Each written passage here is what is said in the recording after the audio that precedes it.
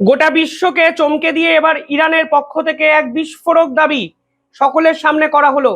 ইরানের একাধিক মিডিয়া দাবি করছে যে কাল রাতে ইরানের ভয়ঙ্কর মিসাইল স্ট্রাইকে ইরানের প্রাইম মিনিস্টার নেতানিয়াহু এবং তার ভাই মারা গেছেন। এবং আপনাদের আমি একটু ইসরায়েলের মিডিয়াও দেখাতে চাই, জেরুজালেম পোস্ট, তারাও কিন্তু পরিষ্কার বলছে এই ধরনের দাবি ইরানের পক্ষ থেকে অফিসিয়ালি আসছে। একাধিক দেশের মিডিয়া এ খবরকে প্রচার করছে এবং ইসরায়েল সরকার তাৎপর্যপূর্ণভাবে পুরো বিষয়টাই কিন্তু এখনো চুপ। কিন্তু ইরানের এই মিডিয়া এবং ইরানের সরকার তারা একাধিক ক্ষেত্রে দাবি করছে যে তারা কালকে ইসরায়েলের যে প্রধানমন্ত্রী নেতানিয়াহু তাকে শেষ করে দিয়েছেন।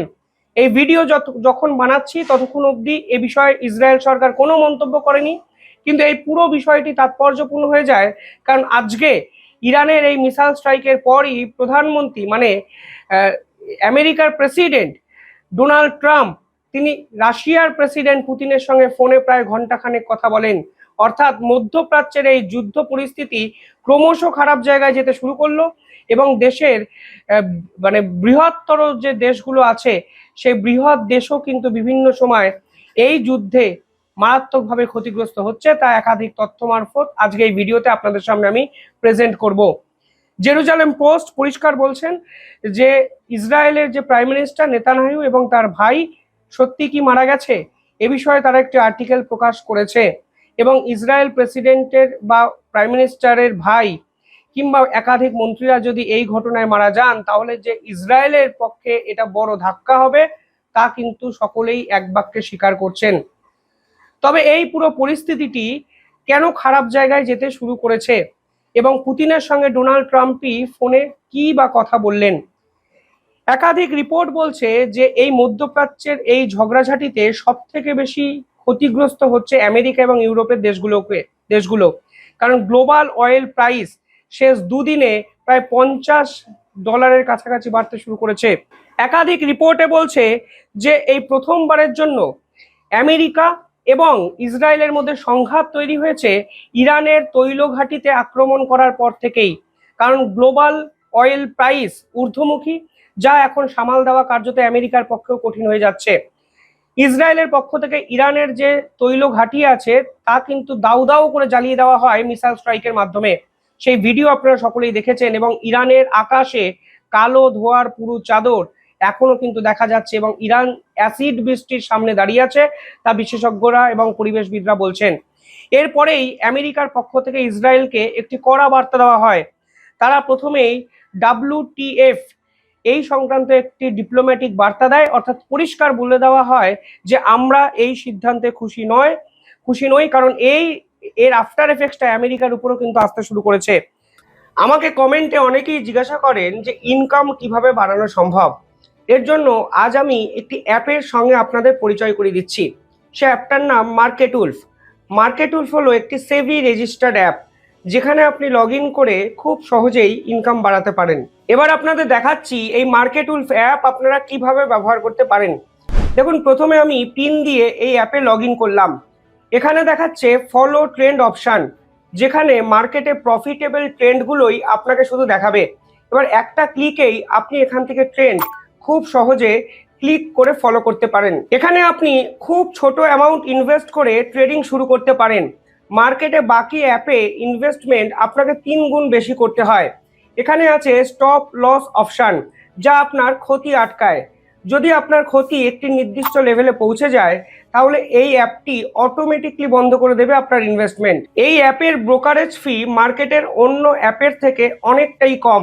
দেখুন, ট্রেন্ডটি প্রফিট অনুযায়ী চলছিল।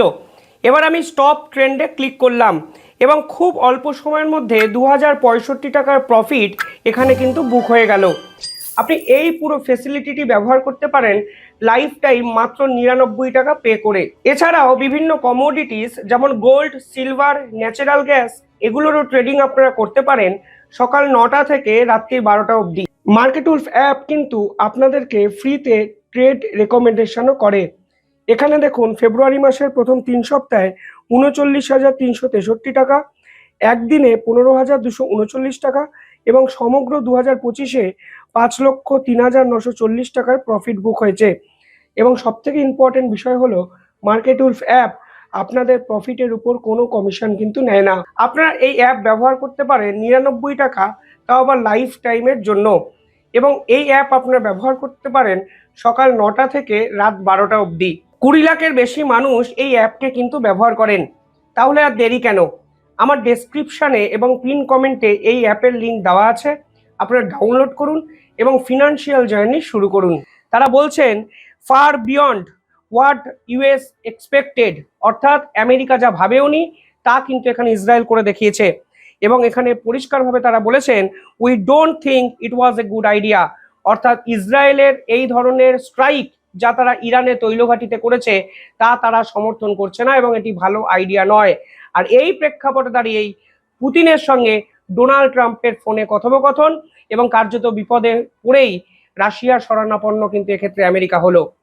পাশাপাশি একাধিক পেন্টাগনের রিপোর্ট সামনে এসেছে যেখানে বলা হচ্ছে প্রথম দুদিনেই আমেরিকা এই যুদ্ধে খরচ করেছে 5.6 বিলিয়ন ডলার। মানে আপনারা বুঝতে পারছেন যে কত বিশাল পরিমাণে অর্থনৈতিক ক্ষতি কিন্তু আমেরিকার হচ্ছে। এবং আমেরিকার বিভিন্ন ঘাঁটি প্রায় 5,000টি জায়গায় প্রায় 2,000 রকমের অস্ত্র প্রয়োগ করে ইরান কিন্তু আমেরিকার অর্থনৈতিক ক্ষতি এবং সামরিক বাহিনীতে আঘাত এনেছে, যা কিন্তু একাধিক রিপোর্ট সামনে নিয়ে এসেছে এবং ডোনাল্ড ট্রাম্পের কাছে প্রধান মাথা ব্যথার কারণ। এই ঘটনার পর গ্লোবাল অয়েল প্রাইস কিন্তু হঠাৎ করে শেষ দুদিনে বেড়ে যায়, কারণ ইরান কিন্তু এই পুরো অয়েল সাপ্লাইয়ের একটি ভারসাম্য তৈরি করে রেখেছিল। কিন্তু যখন ইরানের তেলের ঘাঁটিতে আক্রমণ করা হয়, ইরানও কিন্তু পাল্টা সৌদি আরবের আরামকোর যে অয়েল ফেসিলিটি তা চুরমার করে দেয়। স্ট্রেট অফ হরমুজ তারা অলরেডি বন্ধ করে রেখেছে, ফলে গ্লোবাল অয়েল সাপ্লাই চেন ব্যাহত। কাতার তাদের এলএনজি প্রোডাকশন বন্ধ করে দিতে মানে বাধ্য হয়েছে। বাহারিন বলুন, কুয়েত বলুন, সকলেই কিন্তু এনার্জি ক্রাইসিসের মধ্যে দিয়ে যাচ্ছে। ফলে সেখানে দাঁড়িয়ে শেষ 3 দিনে গ্লোবাল অয়েল প্রাইসেস মানে অয়েল প্রাইস $70 থেকে বেড়ে কিন্তু $100 পৌঁছে গেছে, যা কিন্তু অত্যন্ত গুরুত্বপূর্ণ এবং ইম্পর্টেন্ট একটা বিষয়। এর এফেক্ট কিন্তু ভারতবর্ষতেও হবে। দেখুন, ভারতের জিডিপিতে সরাসরি ইম্প্যাক্ট করার সম্ভাবনা তৈরি হয়েছে, কারণ ভারতের ব্যবহার্য তেলের দাম বাড়তে পারে। গ্যাস সংকটে ভারত আস্তে আস্তে ঢুকছে, আপনারা জানেন ইতিমধ্যেই এই সম্ভাবনা তৈরি হয়েছে। এবং এয়ার যে টিকিট প্রাইস তাও কিন্তু ঊর্ধ্বমুখী হবে যদি এই জ্বালানির দাম বাড়ে। এই পুরো বিষয়টিকে বলা হচ্ছে ব্রডার গ্লোবাল এনার্জি শক। এবং এই মুহূর্তে যদি $50 প্রতি ব্যারেলে তেলের দাম বাড়ে, তাহলে কিন্তু ভারতের যে জিডিপি সেই জিডিপি 2%-এর উপর ইম্প্যাক্ট ক্রিয়েট করবে। এক সপ্তাহ আগেও যে তেলের দাম প্রায় $70 কাছাকাছি ছিল প্রতি ব্যারেল, তা কিন্তু বেড়ে এখন $100 পৌঁছে গেছে এবং বিশেষজ্ঞরা বলছেন তা $120 অচিরেই ছাড়াবে এবং অনেকে আবার বলছেন $200 কাছাকাছি পৌঁছাবে, যা এফোর্ট কিন্তু আমেরিকা ইউরোপ করতে পারবে না। ভারতের উপরেও কিন্তু এর এফেক্টটা আসতে পারে। বিশেষজ্ঞরা বলছেন যদি $1 তেলের দাম বাড়ে, তাহলে ভারতের $1.8 বিলিয়ন থেকে $2 বিলিয়ন কিন্তু খরচ অতিরিক্ত হবে অ্যানুয়ালি। এবং এক্ষেত্রে $50 বাড়ার সম্ভাবনা ব্যারেল প্রতি তৈরি হয়েছে। ফলে বছরে বাৎসরিক ভারতের কিন্তু $100 বিলিয়ন কাছাকাছি অতিরিক্ত খরচ হবে, যা টোটাল জিডিপির 2%। আমি একবারও বলছি না জিডিপি কমবে, জিডিপি বাড়বে, এটা বলছি না। সরাসরি ইম্প্যাক্ট ক্রিয়েট করবে, সেই ইম্প্যাক্ট ভারত অন্য কিভাবে রাখবে সেটাও কিন্তু ভারতের কাছে সব থেকে বড় একটি চ্যালেঞ্জ। ভারতের টোটাল জিডিপির পরিমাণ বর্তমানে $3.7 ট্রিলিয়ন থেকে $3.8 ট্রিলিয়ন। ওয়ার্ল্ড ব্যাংকের আলাদা রিপোর্ট বিভিন্ন ক্ষেত্রে বিভিন্ন বিতর্কের সৃষ্টি করলেও সামগ্রিকভাবে এটি ভারতের বর্তমান জিডিপির পরিমাণ। সেখান থেকে যদি $90 বিলিয়ন হারিয়ে যায়, তাহলে কিন্তু ভারতের জিডিপির 2% ইম্প্যাক্ট তৈরি হতে পারে। এই মুহূর্তে ভারত এই সমস্যার সম্মুখীন হতে পারে, কারণ ভারত ম্যাক্সিমাম তেলই কিন্তু অন্য রাষ্ট্র থেকে নিয়ে আসে। ভারত এই মুহূর্তে তাদের 85% ক্রুড অয়েল আমদানি করে এবং টোটাল যে এনার্জি সেক্টর আছেন তার 50% ভারত কিন্তু অন্য রাষ্ট্র থেকে ইম্পোর্ট করে। আমেরিকা যাই বলুক, এখনো কিন্তু রাশিয়া ভারতের টপ সাপ্লায়ার, দ্বিতীয় সারিতে ইরাক, সৌদি এবং ইউএই। অর্থাৎ যে দেশগুলোর নাম বললাম সেই দেশগুলো মিডল ইস্টের যুদ্ধে সব থেকে বেশি এফেক্টেড হয়েছে। সৌদির তেল ঘাঁটি শেষ, ইরাক চূর্ণ বিচূর্ণ হয়ে গেছে, ইউএই আপনারা জানেন অবস্থা আরো খারাপ।